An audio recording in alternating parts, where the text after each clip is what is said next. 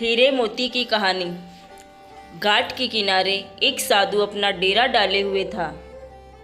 वह वहीं बैठा रहता और एकाएक चिल्ला उठता, जो चाहोगे सो पाओगे। कई लोग उस रास्ते से गुजरते थे। उसे ऐसा चिल्लाते देख लोग उसे पागल समझ लेते थे। कई लोग उस पर हंसते तो कई लोग उसका मजाक बनाते। फिर एक दिन एक युवक उसी रास्ते से गुजरा। वो बेरोजगार था। उस साधु की आवाज़ उस युवक के कानों में भी पड़ी। वो अब भी वही चिल्ला रहा था, जो चाहोगे सो पाओगे, जो चाहोगे सो पाओगे। ये सुनकर युवक साधु के पास पहुंच गया और उससे पूछा कि क्या सच में जो मैं चाहूँगा वो मुझे मिल जाएगा? क्या आप सही में मुझे दे सकते हो? इस पर साधु बोला कि सबसे पहले तुम्हें ये बताना होगा कि तुम क्या चाहते हो। तब युवक बोला, बाबा, मैं चाहता हूँ कि मैं एक बहुत बड़ा हीरो का व्यापारी बनूँ।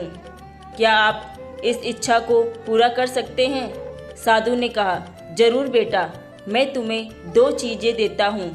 इसमें एक हीरा है और एक मोती। इनसे तुम जितने चाहे हीरे मोती बना सकते हो। यह सुनकर युवक बेहद खुश हो गया। साधु ने युवक से कहा कि वो अपनी दोनों हथेलियां आगे बढ़ाए। जैसा साधु ने कहा वैसा ही युवक ने किया। साधु ने युवक की पहली हथेली पर अपना हाथ रखा, फिर कहा, ये सबसे अनमोल हीरा है। इसे तुम जितने चाहे हीरे बना सकते हो। ये हीरा समय है। इसे मुट्ठी में जकड़ कर रखना। इसे कभी भी हाथ से निकलने मत देना। फिर साधु ने युवक की दूसरी हथेली पर मोती रखा और कहा कि अगर किसी भी काम में समय लग रहा हो तो इस मोती को धारण कर लेना। यह मोती धैर्य है। इससे तुम जो चाहो वो हासिल कर पाओगे।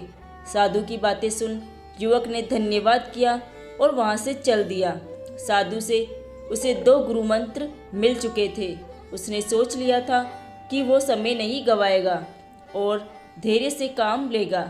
कुछ ही समय बाद युवक ने एक बड़े हीरे के व्यापारी के पास काम करना शुरू कर दिया। यह व्यवसाय का हर गुर सिखाता चला गया और कुछ समय बाद हीरे का बड़ा व्यापारी बन गया। सीख: अगर आप कोई लक्ष्य प्राप्त करना चाहते हैं तो आपको समय और धैर्य दोनों की आवश्यकता होती है।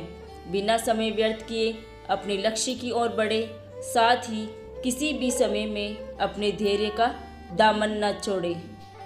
अगर आपको हमारी कहानी पसंद आई है तो हमसे जुड़े रहिए। धन्यवाद।